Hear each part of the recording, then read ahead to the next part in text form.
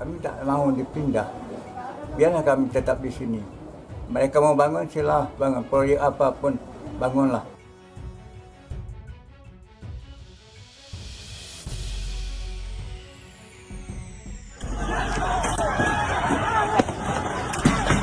Lari deh, lari deh.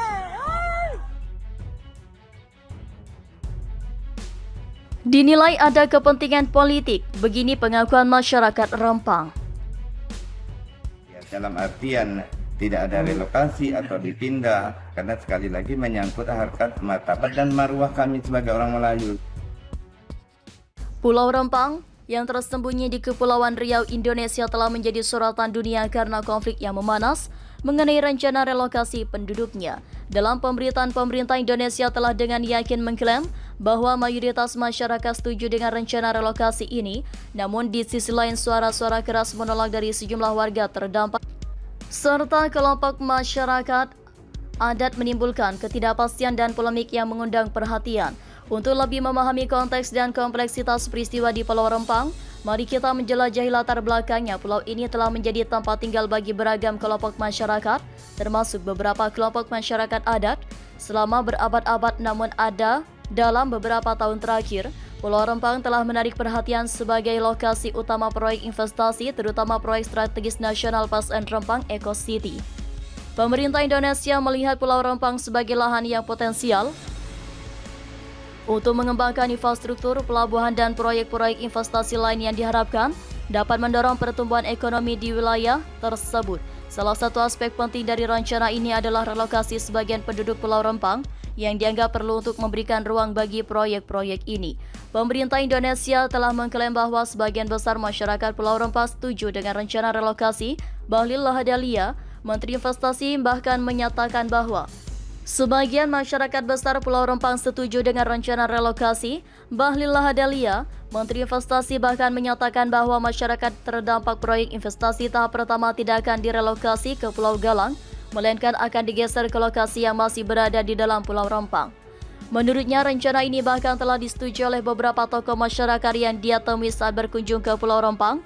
Namun pandangan ini bertentangan dengan apa yang ditemukan oleh beberapa warga terdampak. Salah satunya adalah Fauziah, warga kampung Sambulang Pasir Merah, yang dengan tegas menolak relokasi atau penggeseran yang diusulkan pemerintah. Baginya digeser memiliki arti yang sama dengan meninggalkan kampung halamannya, dan bersama dengan masyarakat setempat lainnya mereka tidak setuju dipindah atau digeser.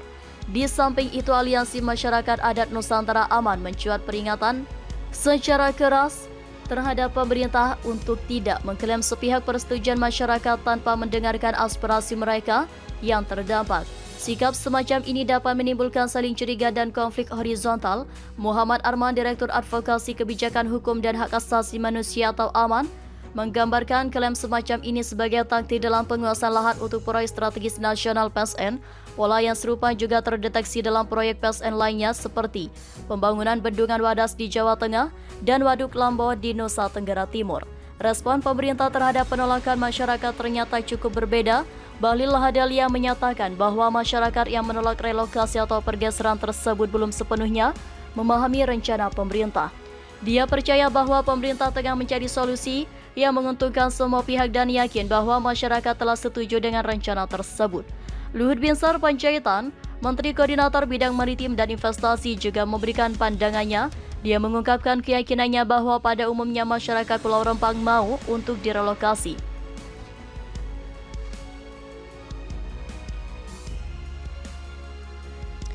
Menurutnya, pendekatan sebelumnya telah kurang tepat dan pemerintah berupaya meningkatkan pendekatan yang lebih baik. Luhut juga menegaskan bahwa berdasarkan pengalamannya menangani pembebasan lahan tidak ada masalah asalkan identifikasi dilakukan secara menyeluruh. Penolakan masyarakat dan kritik terhadap pendekatan pemerintah telah memunculkan berbagai pertanyaan dan perdebatan mendalam. Beberapa pertanyaan yang mencuat antara lain, beberapa warga dan kelompok masyarakat adat merasa bahwa pemerintah tidak memberikan informasi yang cukup dan tidak melakukan konsultasi yang memadai sebelum mengambil keputusan terkait relokasi. Hal ini menciptakan ketidakpastian dan kebingungan di kalangan masyarakat setempat. Beberapa warga merasa bahwa kepentingan dan hak mereka tidak diperhatikan secara serius oleh pihak berwenang. Mereka merasa bahwa keputusan sudah diambil tanpa mempertimbangkan aspirasi dan kekhawatiran mereka.